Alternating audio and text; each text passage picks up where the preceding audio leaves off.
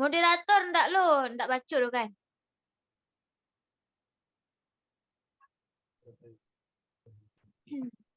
Assalamualaikum warahmatullahi wabarakatuh. Perkenalkan kami dari kelompok 1 akan mempresentasikan hasil diskusi kami tentang inteligensia dan kesiapan motorik serta kesiapan aspek fisik. Pembacaan materi pertama akan dibacakan oleh Muhammad Taufik. Kepada Muhammad Taufik dipersilakan. Baik, terima kasih. Saja pendahuluan. Pembinaan pengembangan fisik di sini merupakan salah satu kegiatan yang dapat mengembangkan aspek motorik secara optimal dan dapat merangsang perkembangan otak peserta didik.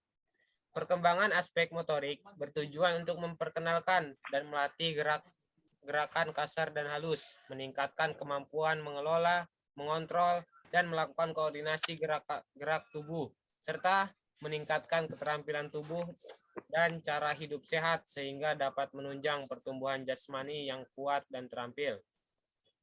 Pengertian inteligensia motorik. Inteligensi merupakan sebuah kemampuan belajar yang dapat dipengaruhi oleh berbagai faktor, akan berpengaruh daripada tingkat tinggi dan rendahnya kemampuan yang diterapkan siswa di dalam proses pembelajaran. Sedangkan bakat merupakan suatu kemampuan potensial yang dimiliki oleh seseorang untuk dapat mencapai suatu kesuksesan di masa depan. Mungkin hanya itu yang dapat saya sampaikan. Dikembalikan ke moderator.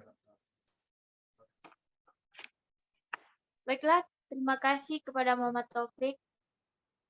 Selanjutnya, pembacaan materi akan dilanjutkan oleh Agnes Donita. Kepada Agnes dipersilakan.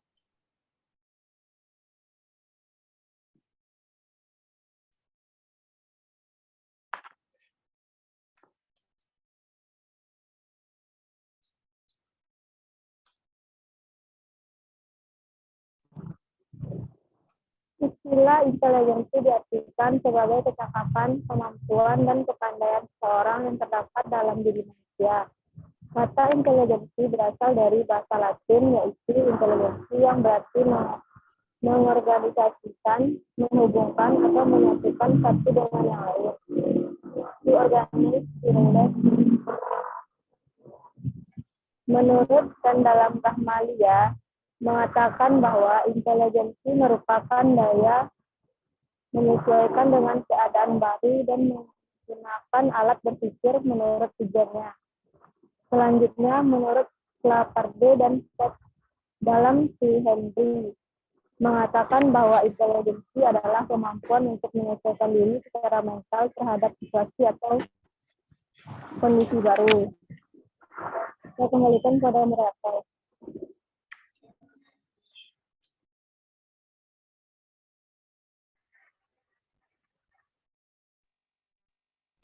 Terima kasih kepada Agnes. Selanjutnya akan dilanjutkan oleh Rahmat Tarisa. Kepada Tarisa dipersilakan.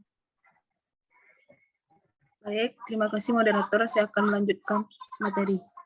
Inteligensi merupakan suatu kemampuan mental yang melibatkan proses berpikir secara rasional yang tidak dapat diamati secara langsung, melainkan harus disimpulkan melalui berbagai tindakan nyata yang merupakan manifestasi dari berpikir rasional yang tercermin dalam tindakan yang terarah, sehingga mampu menyesuaikan diri terhadap lingkungan dalam memecahkan permasalahan yang timbul.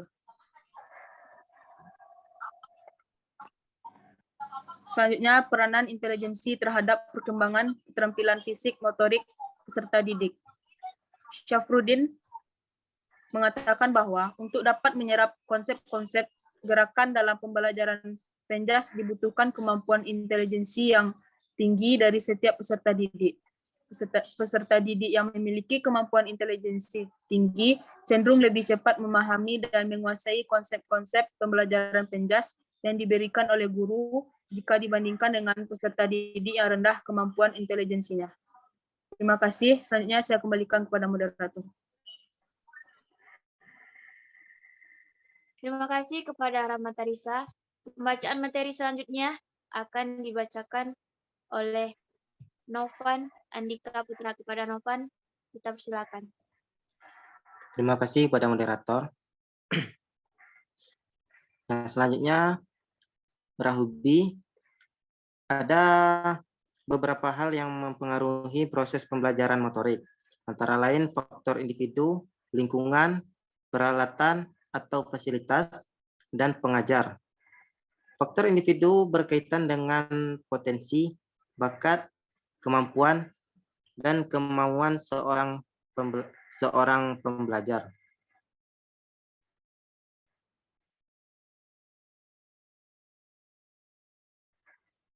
Kesiapan aspek fisik.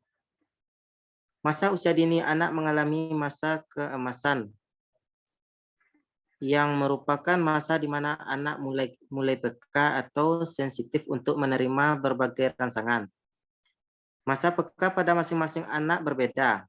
Seiring dengan laju pertumbuhan dan perkembangan anak secara individual, masa peka adalah masa terjadinya kematangan fungsi fisik dan psikis yang siap merespon stimulus yang diberikan oleh lingkungan.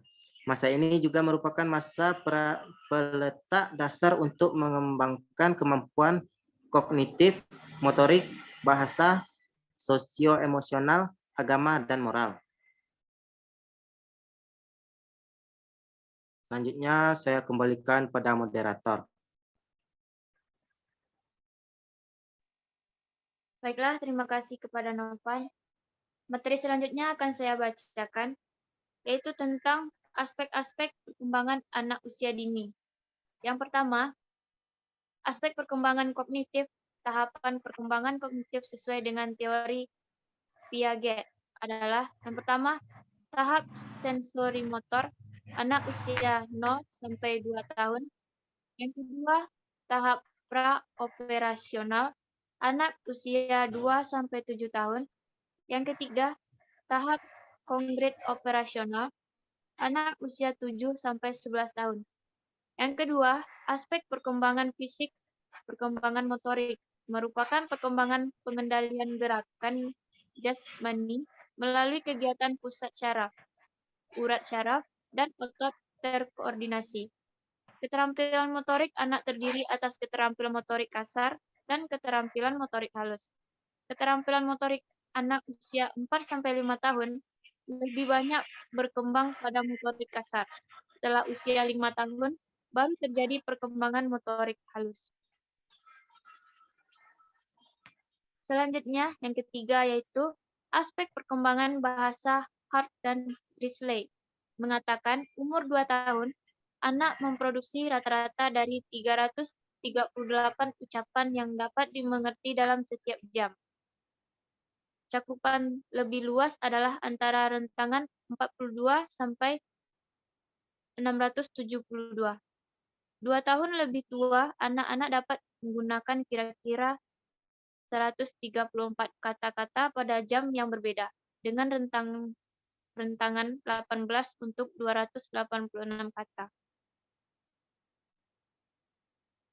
Yang keempat, ada aspek perkembangan sosio-emosional. Masa TK merupakan masa kanak-kanak awal.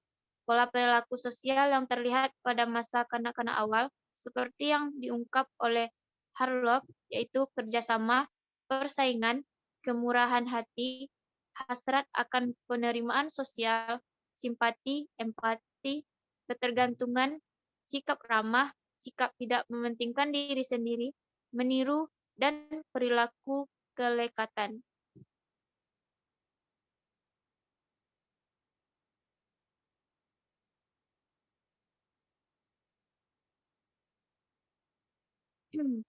Itulah hasil dari presentasi dari kelompok 1. Jika ada salah dan janggal, kami mohon maaf. Kami akhiri. Assalamualaikum warahmatullahi wabarakatuh. Waalaikumsalam.